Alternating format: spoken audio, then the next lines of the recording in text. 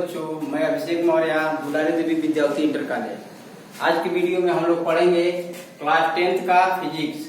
आज का टॉपिक है मिरर यानी कि दर्पण। देखिए दर्पण क्या होता है।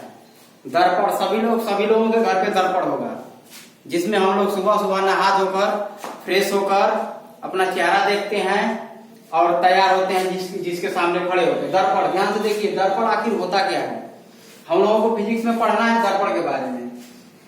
दर्पण बताएंगे किसी चिकने पारदर्शी माध्यम का एक पृष्ठ पर, किसी चिकने पारदर्शी माध्यम के एक पृष्ठ पर कलई अथवा लाल ऑक्साइड का लेप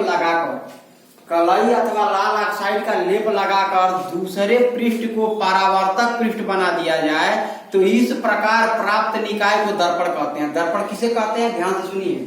दर्पण की परिभाषा अगर हमसे कोई पूछे तो बताएंगे कि किसी चिकने या पालिशदार किसी चिकने पारदर्शी माध्यम के एक पृष्ठ पर, जैसे शीशा हो गया, नॉर्मल शीशा जिसके एक तरफ कलाई न लगी हो। कलाई का मतलब कि हम लोग अपने घर में जो दर्पण देखे होंगे ऐसे होगा, पीछे लाल कलर का देखिए लिखा है लाल ऑक्साइड, लाल कलर से एक लेप लगा होगा। एक तरफ चिकना सतह होता है जिसके सामने हम लोग खड़े होते हैं। तो देखिए सबसे पहले अगर इस लाल ऑक्साइड के लेप को हटा देंगे तो ये पारदर्शी माध्यम हो जाएगा। देखिए सब तरफ लिखा है पारदर्शी माध्यम। क्या हो जाएगा, पारदर्शी माध्यम। जैसे शीशा होता है, बस के आगे जो शीशा लगा रहता है, ड्राइवर के आगे जिसमें प्रकाश आर पार चला जाता है, उस प्रकार का रहेगा। अगर उसमें एक साइड हम लेप लगा दें, और किसका लेप लगा दें, लाल ऑक्साइड का। अगर एक तक साइड अगर हम ऐसे लेप लगा दें, ध्यान से देखिए, तो ये एक साइड तो अपारदर्शी हो गया और एक साइड पारदर्शी रह जाएगा।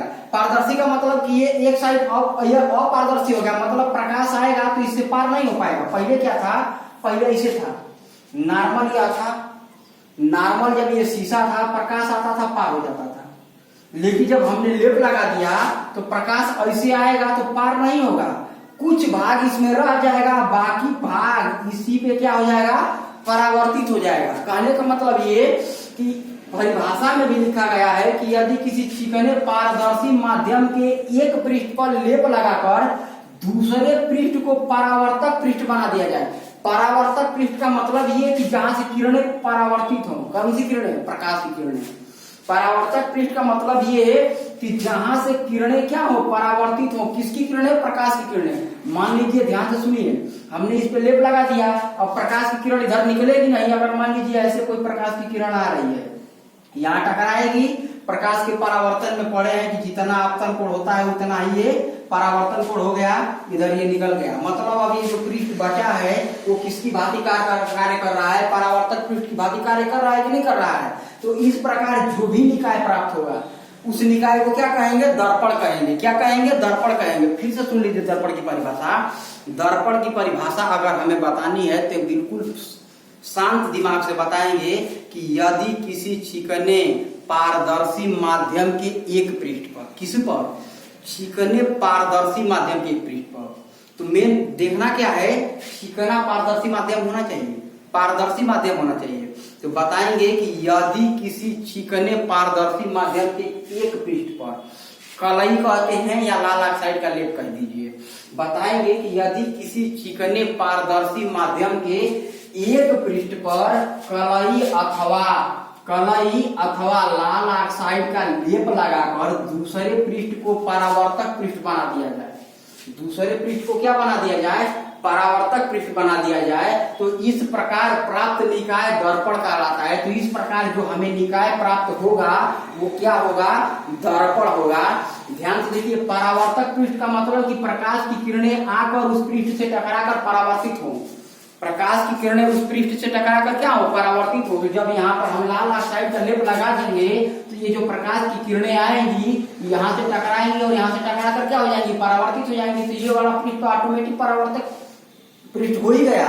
हमें करना क्या है कि बस एक साइड क्या कर देना है, लेप लगा देना है। किसका, लेड ऑक्साइड यानी कि लाल ऑक्साइड का।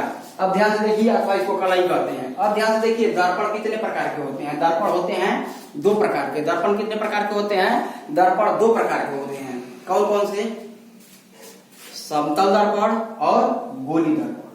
कौन कौन से दर्पण? समतल दर्पण और गोली दर्पण। समतल दर्पण किसे कहते हैं? तो ऐसा दर्पण जिसका परावर्तक पृष्ठ ऐसे समतल हो। ध्यान से देखिए, ये कैसा परावर्तक पृष्ठ है? समतल है, मतलब एक बराबर है, तो इसको कहेंगे समतल दर्पण। ये कैसा दर्पण है? तो ये है समतल दर्पण। तो समतल दर्पण की परिभाषा बिल्कुल इजी है, बताएंगे ऐसा दर्पण जिसका परावर्तक पृष्ठ समतल होता है, समतल दर्पण कहलाता है। गोली दर्पण में बताएंगे कि ऐसा दर्पण जिसका परावर्तक पृष्ठ गोलीय होता है। परावर्तक पृष्ठ क्या होता है? गोलीय होता है, गोली दर्पण कहलाता है। जैसे मान लीजिए कि हमारे पास ये शीशा है खोखला। कैसा शीशा है? खोखला। हमने इसको क्या किया? आधा पर से काट दिया और आधा ये शीशा बच गया। अब इसके क्या करें कि एक साइड इसके हम क्या कर दें? लेप लगा दें, लेड ऑक्साइड का। तो यहां पर लेप लगा दो। एक साइड हमने लाल ऑक्साइड का लेप लगा दिया। अब क्या होगा? जो एक साइड बचेगा वो किस भांति कार्य करेगा? परावर्तक पृष्ठ की भांति। किस भांति कार्य करेगा? परावर्तक पृष्ठ की भांति। तो यह एक निकाय प्राप्त हुआ।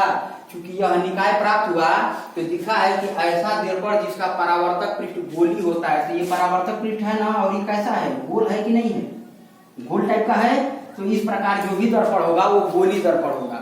तो बताएंगे गोली दर्पण की परिभाषा बताएंगे। ऐसा दर्पण जिसका परावर्तक पृष्ठ गोली होता है गोली दर्पण कहलाता है।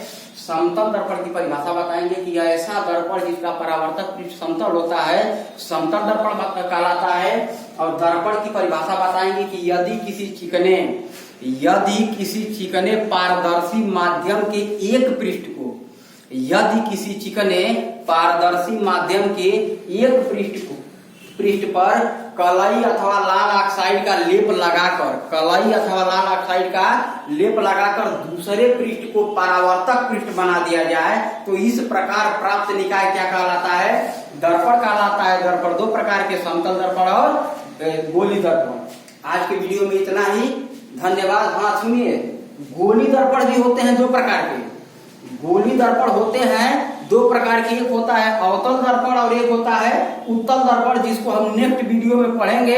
और दोनों ही प्रकार के दर्पण, अवतल दर्पण और उत्तल दर्पण, बहुत ही मोस्ट इंपोर्टेंट है। उसी वीडियो में हम पढ़ा देंगे आप लोगों को दर्पण सूत्र, उत्तल दर्पण किसे कहते हैं, अवतल दर्पण किसे कहते हैं, बनने वाले प्रतिबिंब, जो भी कंडीशन है अगले वीडियो में हम पढ़ लेंगे। आज के लिए इतना ही, धन्यवाद।